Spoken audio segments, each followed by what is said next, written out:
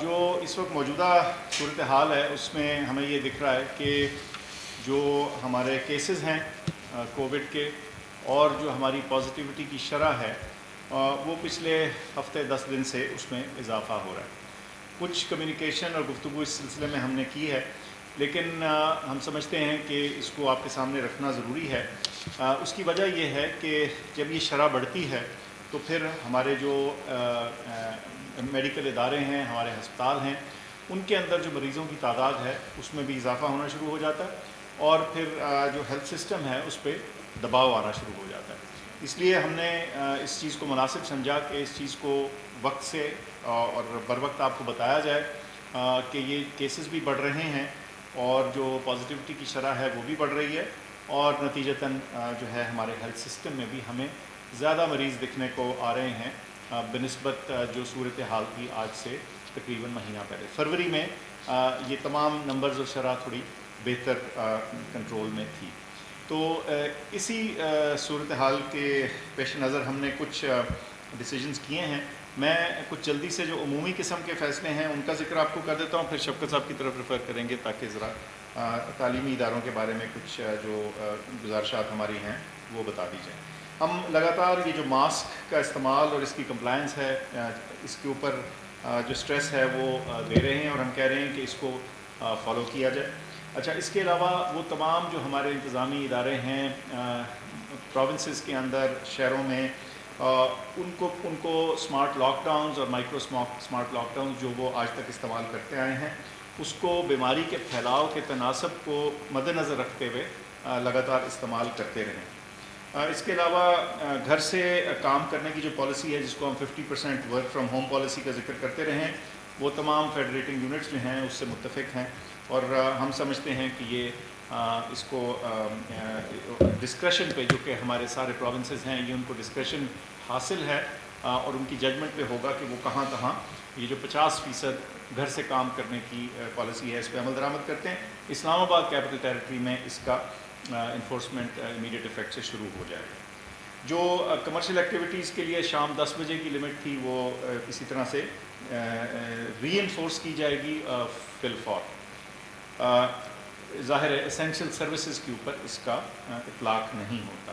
یہ پہلے بھی ہم اسی طرح سے کر چکے ہیں. اسینشیل سروسز میں آپ کو معلوم ہے جس طرح دوائیوں کی دکانیں ہیں، اس طرح کی چیزیں. امیوزمنٹ پارک جو ہیں یہ سارے ملک میں شام 6 بجے بند کرنے کی ہماری ڈیسیجن اور ہدایت ہے. اس کے علاوہ اگر کوئی صوبہ یا کوئی شہر جو ہے اپنے اعداد و شمار کے مطابق اس کو جلدی کرنا چاہے تو باہر کیف وہ ان کی ججمنٹ ان کے پاس ہے. اس کے علاوہ ایک اور فیصلہ یہ ہوا تھا کہ جو شادیاں ہیں جو انڈور ویڈنگز ہیں یعنی جو ہالز کے اندر ہیں، اور جو ریسٹورانٹس ہیں جو کہ کمرے کے اندر یا ہال کے اندر کھانا کھانے کی جو صورتحال ہے، اور سنیماز اور شرائنز،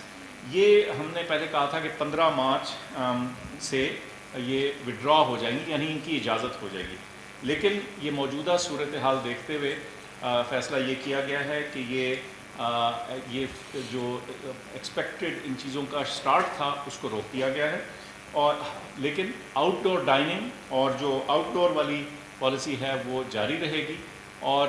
یہ جو اس کا اطلاق ہے یہ 15 مارچ سے لے کر جو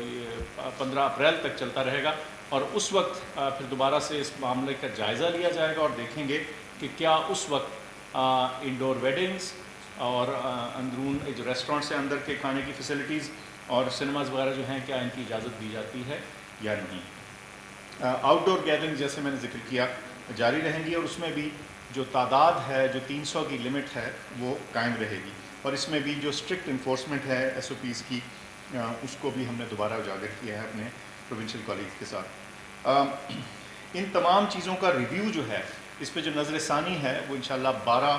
اپریل 2021 کو کیا جائے گا، اس وقت کے اعداد و شمار کو مد نظر رکھیں. اور اس کے علاوہ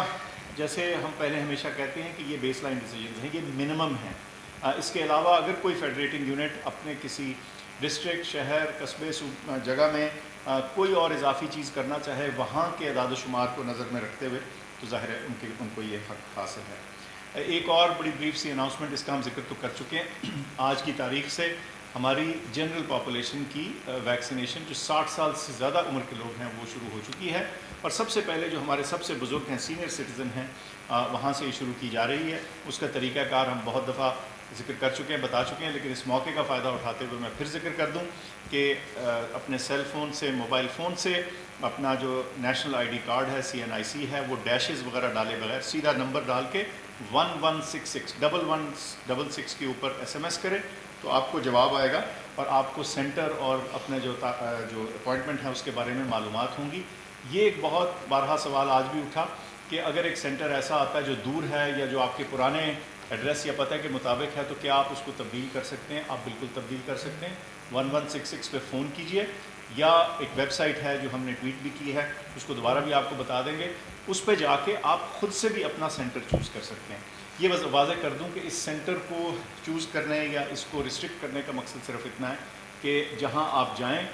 وہاں مناسب مقدار میں، تعداد میں ویکسین موجود ہو، تاکہ کسی قسم کی تکلیف کا سامنا نہ ہو۔